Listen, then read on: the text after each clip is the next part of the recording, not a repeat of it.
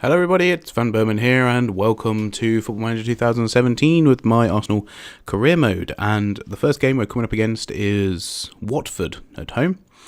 And we're about to go into it, but as you can see Watford are about mid-table. So I'm fairly confident of our abilities at home. By the way, I should say I got a really good comment from an individual, which was very nice to see.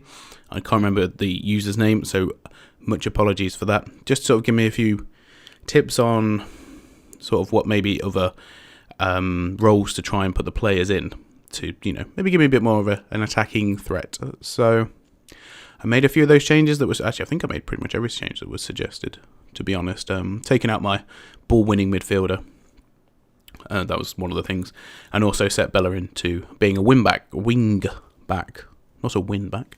And the thing that I always used to do in previous Football Managers was I used to go into a point where I used to like both of my wing-backs really pushing up and overlapping and basically just being a full-on attacking threat. But having watched Arsenal in the flesh for so many years and seeing Arsene Wenger trying to play that way, it sort of deterred me in modern Football Managers to do so, mainly because I like to know that there's a good amount of defensive solidity, and I feel like maybe pushing Bellerin up there lacks or leaves space, and well, obviously we're not through to any of the highlights of any of the games yet, but in playing Bellerin in this more attacking position or role, I've noticed that there has been a bit more space. I mean, only one or two chances have incurred because of it. I suppose that's the thing, you have to balance it up. But with Bellerin being so quick and having two really good centre-backs in Mustafi and Koscielny, who are both really quick themselves for centre-backs, I think that helps. Obviously two holding players as well. So, come against Watford, and I must say, I've slept since I played this particular game. So I'm trying to jog my memory as to how it went. I think it was actually fairly comfortable from what I remember. Watford didn't really pose too many issues. I was able to rotate quite a bit and put a few different players in this particular game. So now I have to remember exactly what happened. I think, yes. I seem to remember this now. Gibbs scored. Gibbs played really well in this particular game. He created one and scored one, I believe. I think I put the key, or I might just put the goals. I don't know. One or the other. No, it was the key highlights. Yes, that's right. Because very early on, Janmaat got himself red carded for a double-footed challenge. And at that point, it was pretty much all Arsenal, as you would expect anyway. When they're down to 10 men. Didn't really fashion too many opportunities. They weren't great on the ball anyway, regardless. But that was a really poor finish there by Icardi. And we've got to say, before Steve even started the episode, I was quite concerned about how Icardi would play. Obviously I really want him to get back at scoring, get him in form, especially during these games, because there's a lot bigger tests coming up after the next 6-7 games. So Walcott breaks a tackle there and puts in a lovely driven cross. But unfortunately it wasn't finished. So that's one of the things I've done as well, is I've changed the crossing to be more driven rather than floated in. And as you can see, that on the second time of asking, Icardi did put it in and he got the second goal. And one for him is pretty good. I'm trying to think if I actually took him off in this game. I substituted him twice in these 3 games, so that will probably give you some indication of me trying to get Giroud playing as well, because obviously, if anything does happen to Icardi, Giroud needs to be ready to rock and rumble. And I think this was another good, it's another good finish by Icardi. Comes in, and he gets just in front of the defender. Great ball in by Gibbs as well. I mean, I've not changed his role at all. He's not, been changed to be more attacking or anything. So you can see by the stats that didn't dominate possession, but had way more chances. Watford hardly even threatened, but that's obviously down to them having 10 men, and I think we just utilised it quite well.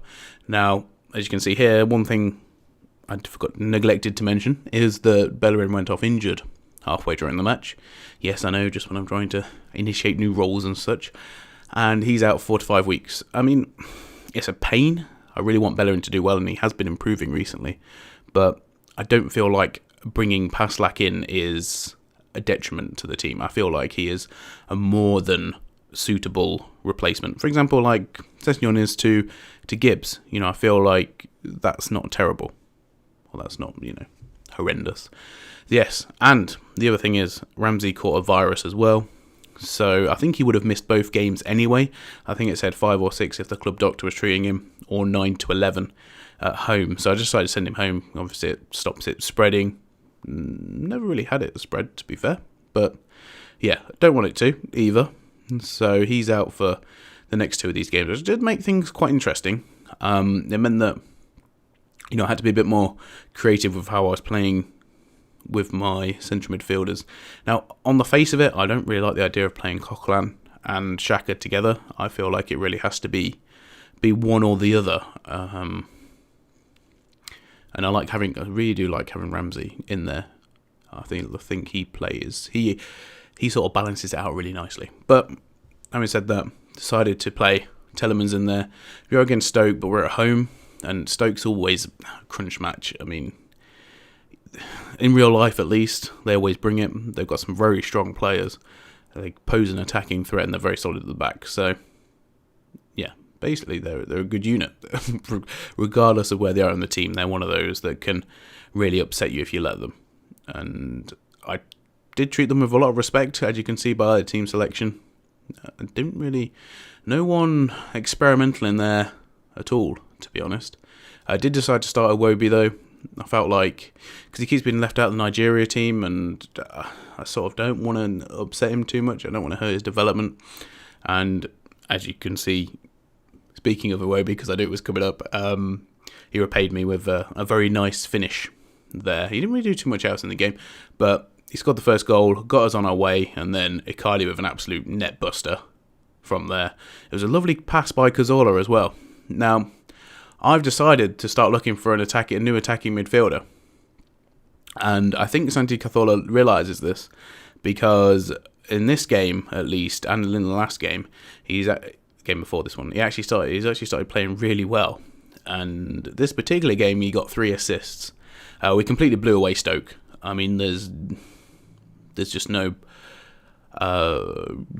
contest there. I mean, Stoke did have some good spells. As you can see, they had more possession, but they weren't even at the races in this particular game. The Oaks got a goal and an assist even.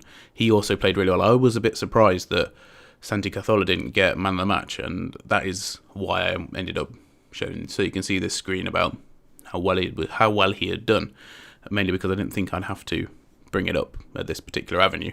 But there you go. Football Manager works in mysterious ways, obviously. So yeah, quite impressed with Santi, but it's obvious that I've got a lack of depth in the central attacking midfielder position. Obviously, a lot of you will draw the conclusion that I shouldn't have got rid of Ozil, but I stick by my decision.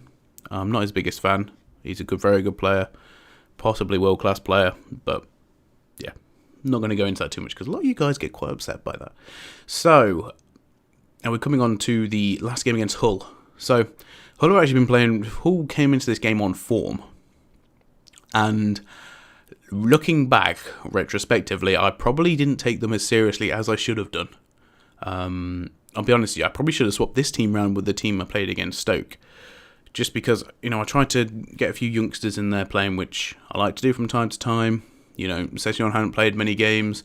Reece Nelson's a really good young prospect, and I wanted to give him some game time.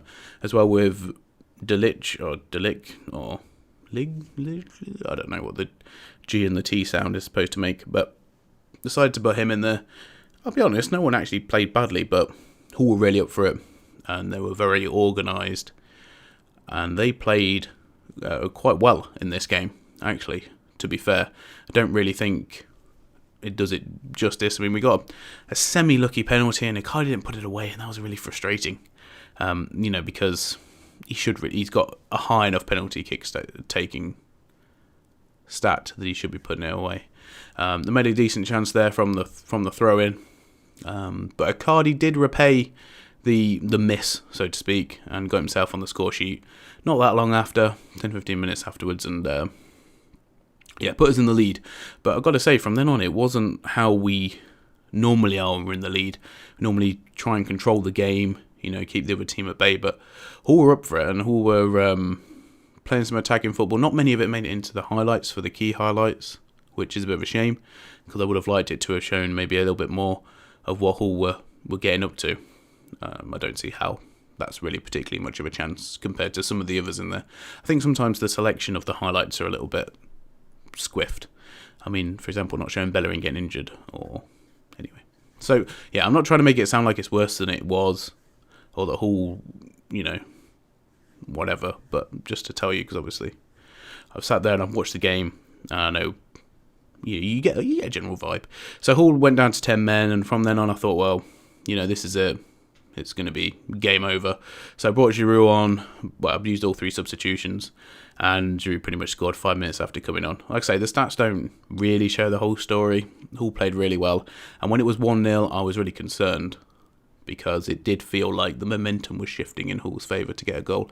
Pascal got man of the match for seemingly no real reason. I know he got an assist there at the end, but yeah, he didn't play badly. He didn't play overly well, although, to be fair, like I say, it was a bit of a scrappy game as well. So we do go top of the league. I think we have got a whole point gap potential between Tottenham, or 2 points maybe, I don't know, I can't remember, but I know that Tottenham slipped up when I don't know, I can't remember, but yes, we are top by a little bit, and hopefully we can keep it that way. We've got some, not in the next episode, but the next couple of episodes we've got some tough games coming up, so brace yourselves for that one. Thanks for watching, everybody. See you soon.